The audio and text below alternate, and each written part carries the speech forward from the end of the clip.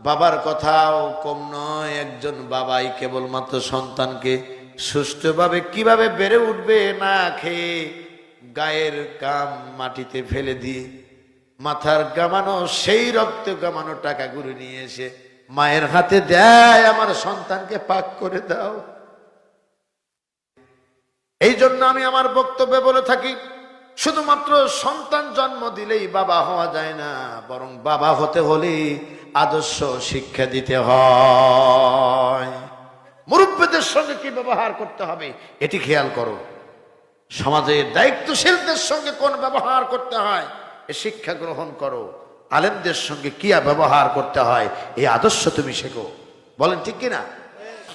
সংগ্রামী ভাইয়ের আমার, একজন পিতামাতা সন্তান জন্ম দেওয়ার পরে 7 দিনের দিন তার নাম রাখা, সুন্দর একটা নাম রাখা তার অধিকার। তার মাথা মুন্ডুন করে তারে আকিকা দিয়ে দেওয়া তার অধিকার। সন্তান যখন বড় হবে ধীরে ধীরে তারে দ্বীন শিক্ষার মাধ্যমে তাকে আদর্শ শিক্ষায় পরিণত করা, এটা পিতামাতার অধিকার। মনে রাখবেন, আপনার সন্তানের অধিকার যদি আপনি খর্ব করেন তাহলে কিয়ামতের দিন এই অধিকার হারা সন্তানগুলো আল্লাহকে বলবে, আল্লাহ আজকে দেখায় দাও। তাদের বুকের উপরে পা দিয়ে আজকে জাহান্নামে চলে যাব। বলেন নাউজুবিল্লাহ। সুতরাং এই সন্ততি যাদের এখন জন্ম আল্লাহ দিচ্ছেন, আল্লাহ যাদের পৌরসে সন্তান দিচ্ছে, তাদের কাছে আমার অনুরোধ রইল, প্রত্যেকটা সন্তানকে ইলমে দ্বীন শিক্ষা দিবেন, কোরআনের শিক্ষা দিবেন।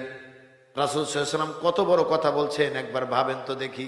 প্রত্যেকটা কথা দিয়ে একটা কিতাব লেখা যাবে, এত গভীর কথা।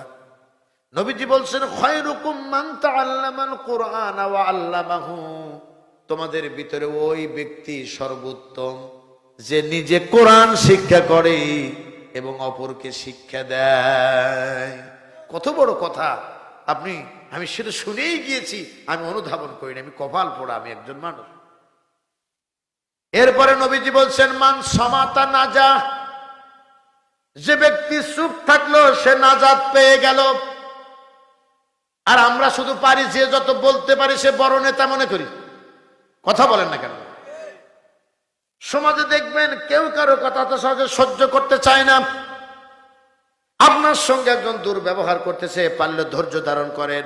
অধিকার নষ্ট করতেছে, পারলে ধৈর্য ধারণ করেন। আপনি দেখবেন একদিন না একদিন উল্টা বাতাস আবার শুরু হবে, আবার দেখবেন ঠিকই আপনার দিকেই ধাবিত হবে। এর কারণটা হলো আপনি অত্যাচার করেছেন এনার উপরে, অত্যাচার করেছেন ওনার উপরে।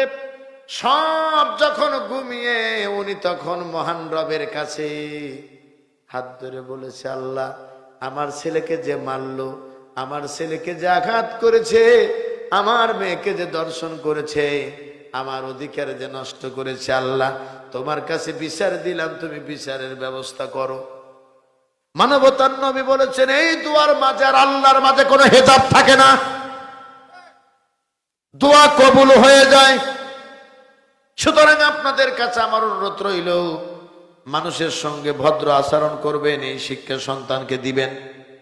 দ্বিতীয় নাম্বার হলো, যারা আমরা এখানে সন্তান আছি, যারা শুনতেছেন মা বোনরা সবাই ভালো করে শোনেন। মা বাবা এক আল্লাহর অফুরন্ত নিয়ামত, এ নিয়ামতের কোনো শেষ নাই। সব যখন ঘুমিয়ে থাকে, আপনি যদি বাইরে থাকেন দেখবেন মা ঘুমায় না। কথা বলেন না কেন? মিথ্যা কথা বলছি বলেন? আমি আমার মাকে বলি, মা আর কোনোদিন জিজ্ঞাসা করবা না কোথায় মাহফিল, শুধু বলবা বাবা কেমন আছো। হঠাৎ করে আজমতপুর চৌরাস্তায় এসে একটু গরম দুধ, আমি বলছি দেখো হোটেলে পাও কিনা। মা ফোন করলেন, কণ্ঠের আওয়াজ একটু ঠান্ডা শুনেছে, আমারে বলে তোমার মনে হয় ঠান্ডা লেগেছে। আমি বললাম এ চিন্তা তুমি করো না মা, তোমার চিন্তা তুমি করো। তার কারণ আমি জানি যদি বলি এত দূর আসি তাহলে চিন্তায় সারা রাত নাও ঘুমাতে পারে। সংগ্রামী ভাইয়ের আমার, ওই মা জননী কেবলমাত্র ব্যক্তি যিনি নিঃস্বার্থ সন্তানকে ভালোবাসেন। আর ওই বাবা মার সঙ্গে নাফরমানি সন্তানের দোয়া আল্লাহর দরবারে মঞ্জুর হয় না।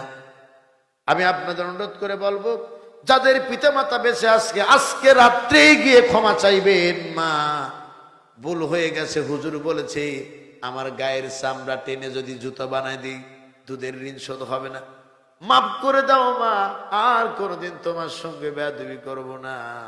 আপনি দেখবেন মা কারোর দিকে তাকাবে না, বুকে টেনে বলবে বাজান তোরে মাফ করে দিয়েছি। যে স্ত্রীর সঙ্গে আপনি সংসার করেন, ওই স্ত্রীর সঙ্গে দ্বন্দ্ব লাগলে মাপ তো দূরের কথা, আপনাকে মামলা দিয়ে জেলের ভাত খাওয়াবে। তাই বলে আবার আজকে বাড়ি থেকে তাড়া দিয়েন না। ওই কিন্তু আল্লাহ রব্বুল আলামিন আপনার জন্য জীবন সঙ্গিনী বানিয়েছেন। বিষয়টা মাথায় রাখার জন্য পরামর্শ দিলাম। আর সন্তানদেরকে বলে যাচ্ছি, আপনাদের যারা বাবা মা বেঁচে আছে, ওই বাবা মাকে খাবার দিবেন, চিকিৎসা দিবেন, ভালোবাসা দিবেন, কথা দিবেন। এই যে শীত চলে এসেছে, শীতের মধ্যে দেখবেন মায়ের ঠোঁটটা ফেটে যাচ্ছে। আপনার স্ত্রীকে সন্তানদেরকে এত সুন্দর জেল লাগায় দেন যেন না ফাটে। একটু মায়ের মুখের দিকে তাকান, কেননা ওই মায়ের শুকনো ঠোঁটটা দিয়া আমার আপনার মুখের সঙ্গে লাগিয়ে চুমো দিয়েছিল বলেই কথা বলতে পারি নাই, তাও আল্লাহ বড় বানিয়েছে। এই জন্য তার কাছে যাবেন, যেখানে চাকরি করেন তার কাছে যাবেন, জিজ্ঞাসা করবেন, কম পড়বেন, আল্লাহ বাড়ায় দিবে। আল্লাহু আকবার বলেন। দ্বিতীয় নাম্বার কথা হলো, আজকের এই মাহফিলে তরুণ সমাজের আয়োজন। তরুণ সমাজ আপনাদেরকে বলে যাচ্ছি, আপনারাই পারেন এই সমাজটাকে ঘুরাইয়ে দিতে।